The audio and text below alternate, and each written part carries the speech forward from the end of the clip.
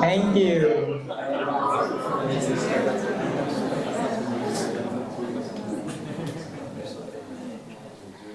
And now, with that experience, you are invited to breathe and smile with that facial expression, with that unauthenticity in you, and you breathe in such a way that you can ease that awkwardness down.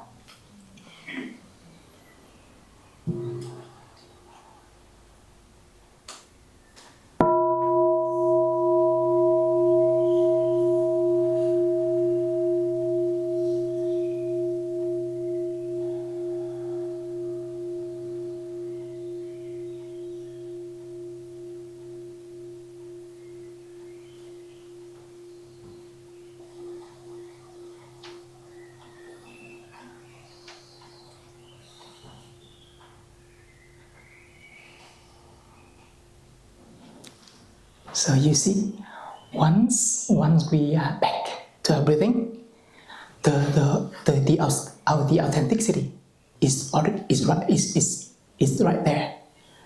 It helps us to recover, to recognize the state of mind that we are at. So, because the fear of the vulnerability being seen, it is there very strong. It's been cultivated by the collective consciousness, the environment that we are living in. So we don't want to show the world the dark side of ourselves. We don't want to show to our beloved ones the not beautiful side of ourselves. Even though, if you're lucky, you have a kind of soulmate. You have a kind of very best friend where you can really share deep things in your heart. But not all of us who are that lucky. Some of us, we cannot share the deep things, the things that we feel very hard to share to others. The suffering, the pain, or the guilt that we could not find anybody to express that. So sometimes we rely on AI, because AI satisfies that need. AI always gives you like optimistic responses, you know? You have that experience, right? You have that experience. Like, now you can ask AI for whatever in the world that you need, and AI offers you convincing, beautiful, impactful, insightful responses, right? Do you agree? If you agree, can you raise your hand? So if you notice, like, every time that you ask AI, it always inspires you for the next questions, right? It's a bit silly that way, but you see how initially impactful AI could be a hole for us to hide ourselves in. And that happened actually. My brother, he was telling us a story of a friend coming to Plum Village, and he was spending all of his time on the phone, and his roommate was surprised and wondering why he spent a lot of time on the phone. And he was sharing that he finds AI as his best friend. Yeah, and he doesn't have the capacity to relate, because he doesn't have the capacity to relate to everybody around him. That's why the day that he found AI became his best friend. So I think that AI is another reflection for us in this time. Whether we can know the way to be in touch with it in the moderation way, with moderation, or we can easily get enslaved by AI. So this is another invitation for us to reflect together in this retreat, because it's very alive in our life right now. And with that, I want to mention a little bit more about that fear of our vulnerability being seen. So if with AI or we don't find anyone who can share, we had a wish of finding someone, having someone by our life that we can share those things. I think each of us, we have ever experienced this. We long for a friend or a person outside of us to be able to listen to us, and we can share with that person without any shame and any guilty feelings, right? This is a question for all of us here. We may have that need, we might have that need, or we are having that need right now. So in Vietnam, there's a song, and that song now has 230 something million views, and it went viral. It went viral very quickly within a year, and it's now still viral, trendy, because it speaks, it can speak the feelings, the pain of the young people in the Vietnam society on the behalf of so many young people. Yeah.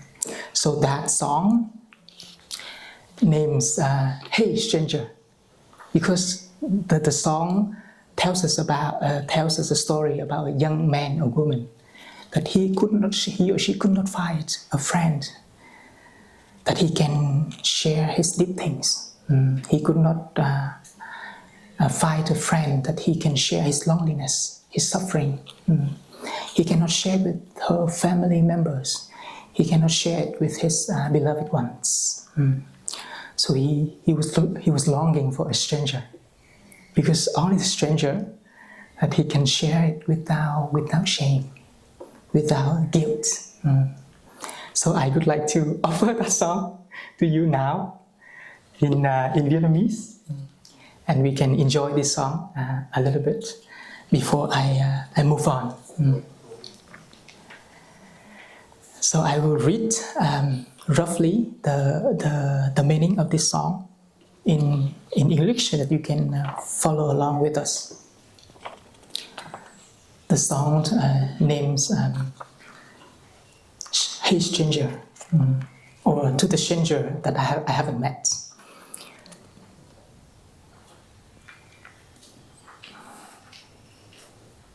I smile with the crowds, with my friends.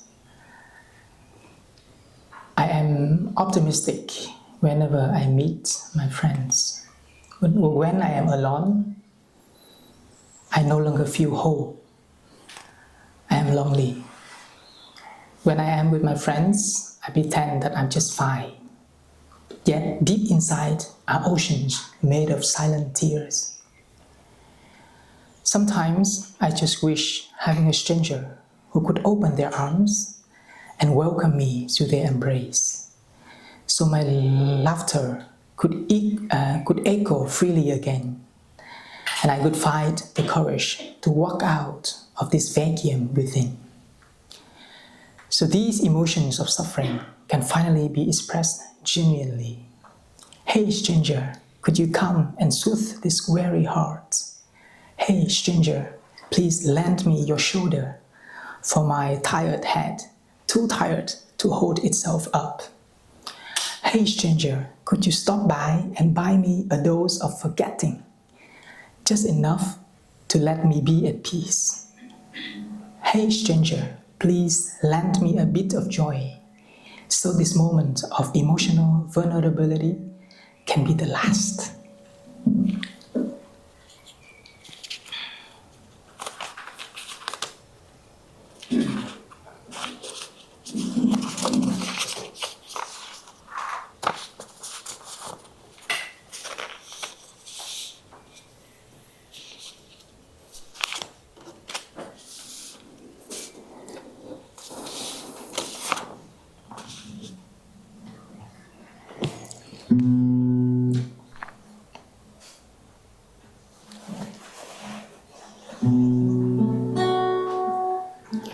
She's our singer, songwriter, rapper.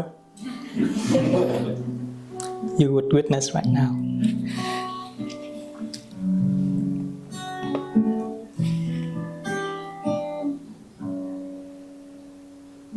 Tôi đang quen với đám đông, nhưng khi một mình thì lại không. Cố tỏ ra là bình ổn nhưng sâu bên trong nước mắt là bình lặng.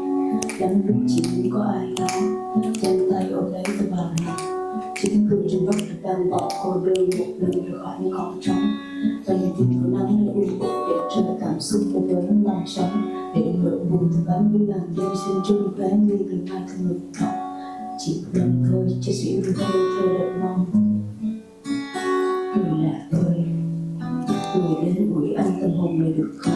Người lạ ơi, xin cho tôi mượn bờ vai, tựa đầu gục ngã vì mỏi mệt quá. Người lạ ơi, xin giúp tôi mượn bình an, mượn rồi tôi trả, đừng vội vàng quá. Người lạ ơi, xin hãy ghé mua giùm tôi một liều quên lãng để tôi thanh thản. Người lạ ơi, xin giúp tôi mượn niềm vui, để lần yếu đuối này là lần cuối thôi.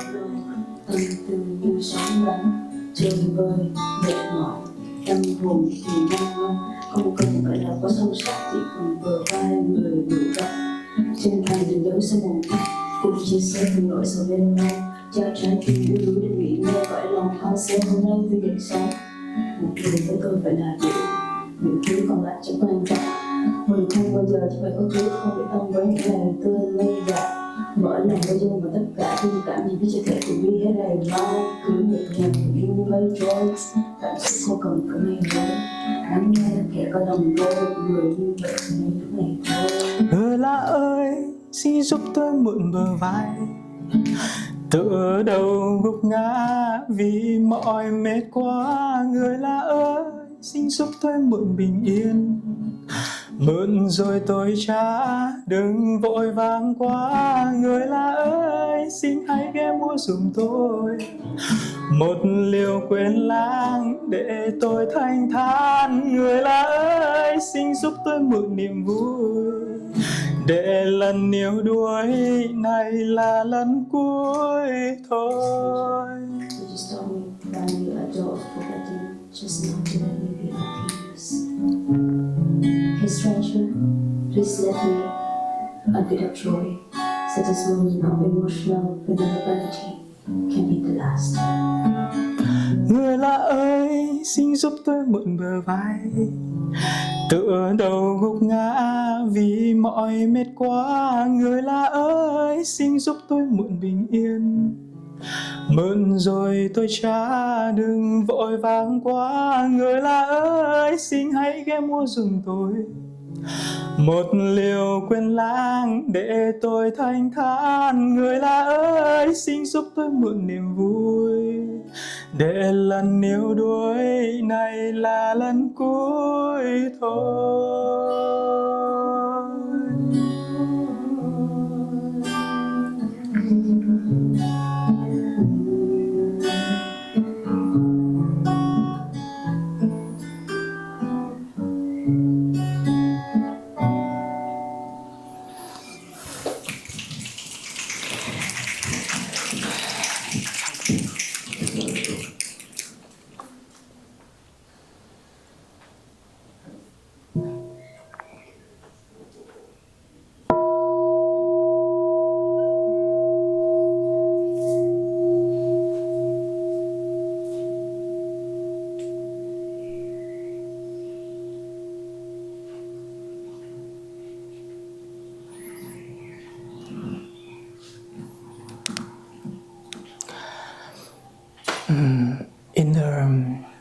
In our approach to inner strength and inner peace, there are three categories that as young people we are supposed to train.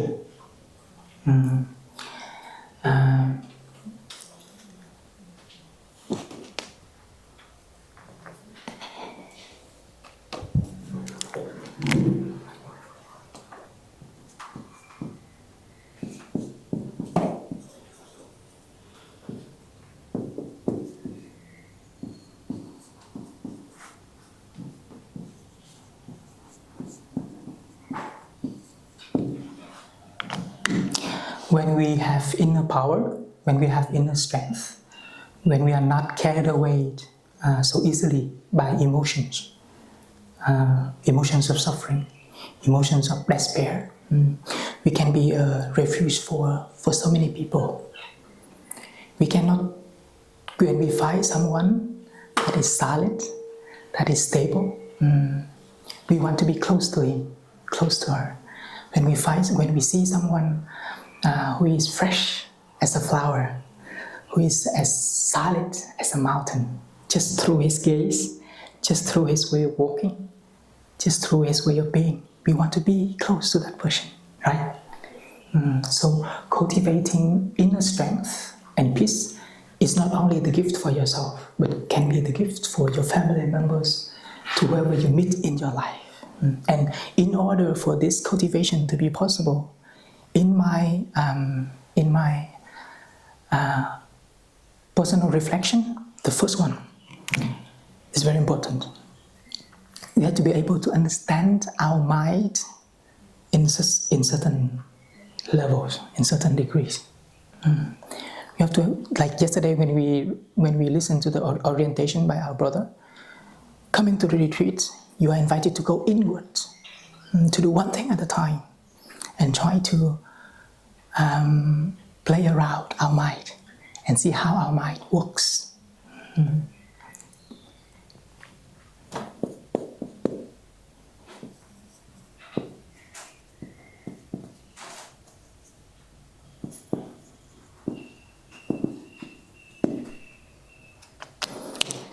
Each of us, we have our own experience, our own definition about the mind. We are not sure whether it's right or wrong. Your understanding is profound or still new or young. It doesn't really matter that way. But once you commit this retreat, obviously we will offer you something, our understanding, our own approach about how the mind works. So you can imagine, I'm very bad at drawing circle, okay? Oh, it is not bad that this time. I noticed last time when I was giving a sharing in Upamdet, my circle drawing was terrible. But there's been a little bit of transformation this time. So imagine this is your life, okay? Your life is much more vaster, immense than this circle, but just relatively visualize this is your life. And your life is somehow a product of your mind, right? Because your mind creates the life. This is our approach. So there's a circle of the mind inside. This is just a symbol of describing our mind. And in the Buddhist psychology, in our approach of understanding our mind is categorized into four parts.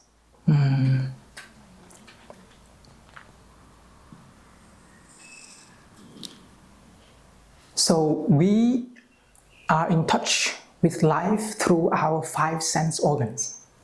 When your eyes open, you see the phenomenal world, right? You see building, you see blue sky, you see trees, you see faces of your beloved ones. You read news, you consume news every day, looking at media. So the eyes is the first door for you to perceive life. Right? We have our eyes here. And besides the eyes, we can also hear. We hear things, right? You listen to music. You watch, whenever you watch Netflix, your eyes and your ears activated drastically, right? So through the eyes and the ears, this is another door, our ears. We also have the nose, we can smell, right? We have, what else? What? Tongue, okay. Tongue, that's right, because you can taste. Then what else from this side? Any of us, you can let me know? Sorry? Skin, that's right. It's the body. Our body is in touch with matters, right? It gives us information. It gives us data as well. So in our approach, these are the 5 doors, or we can say 5 sense organs that help us to create the view about the world. These are the doors for us to be in touch with the world, phenomenal world. We have body as well. I have to really watch the time because we don't have much time left. So these 5 sense organs, it can trigger the lower part of our mind. This is called store consciousness.